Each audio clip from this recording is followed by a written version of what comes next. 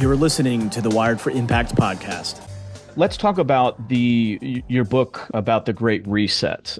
I was astonished to see just yesterday, actually, somebody mention the Great Reset, and there was multiple people saying, "Well, what's the Great Reset?" I'm like, "Oh, so many people are still not tuned into what's actually going on." So, for my audience, can you please describe what the Great Reset is, and then what your book is about on that?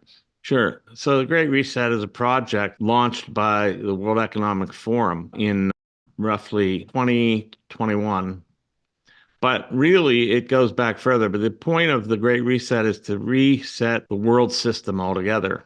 The economy, the governance, government, the relationship between technology and people to the point where, a complete technological surveillance society is established.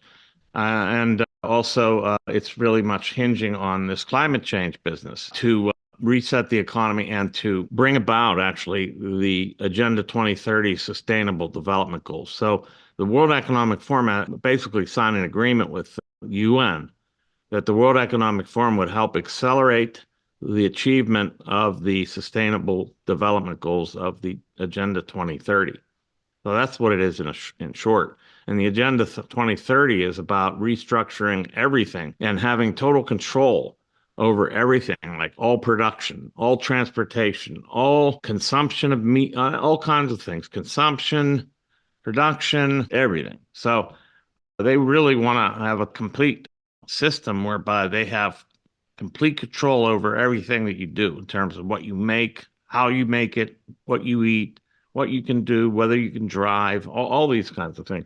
Gas, so-called fossil fuels, whether you can burn those, and all that is to reach the sustainable development goal. It's also a kind of redistribution scheme where they're trying to bribe the third world not to develop by giving them money transfers from the developed world to the developing world to make sure they don't develop, because then they would become carbon emitters, So they want to reduce that. Plus, there's a population agenda in it too. The UN has been since its inception and middle of the 20th century has been trying to control population. They don't want population growth. They want a reduction in population. So it's a Malthusian, that is a population control project. I'll say I wanted to talk to you about this a little bit later in the conversation, but since we're on that topic, do you think that there is a spiritual element to this? Because that seems very dystopian. Yeah, there is. I mean, it depends. I don't go there in the book, but I think it's all underwritten by, first of all, these people think they don't believe in God. So the reason I think they don't want to believe in God is because they want to play God.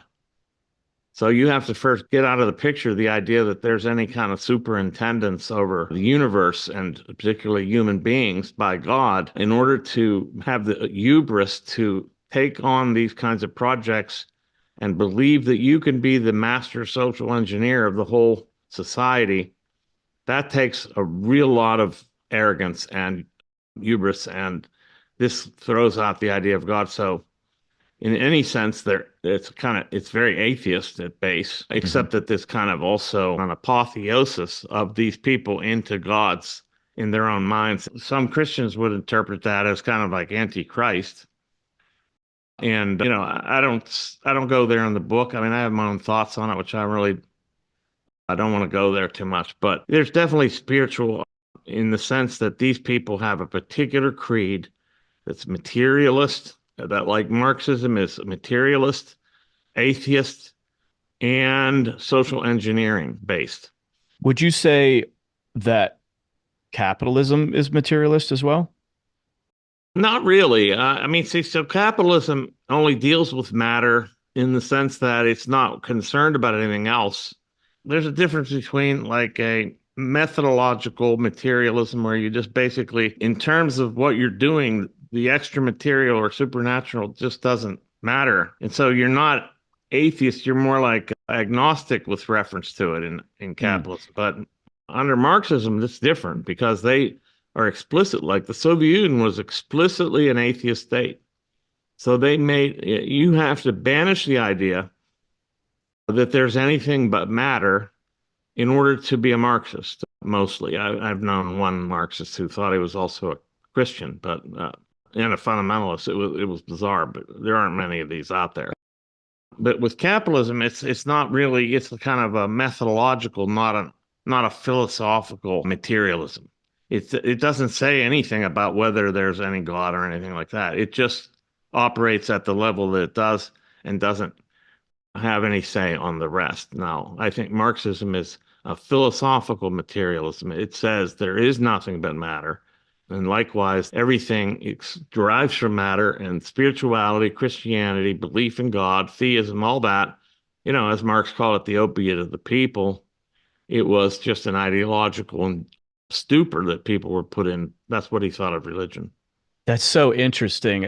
I haven't thought of it that way. Whereas I think people typically think of capitalists as very materialistic. You think of the luxury houses and the cars, et cetera. Yeah. But that it's really more a byproduct of capitalism as opposed to an integration in the core philosophy of the paradigm itself. And that's true. And then I'll also say that between Marxism and like materialist socialism and capitalism is actually more compatible with Christianity in the sense that first of all, it doesn't explicitly disavow the supernatural or anything like that. Secondly, it relies on the freedom and free will.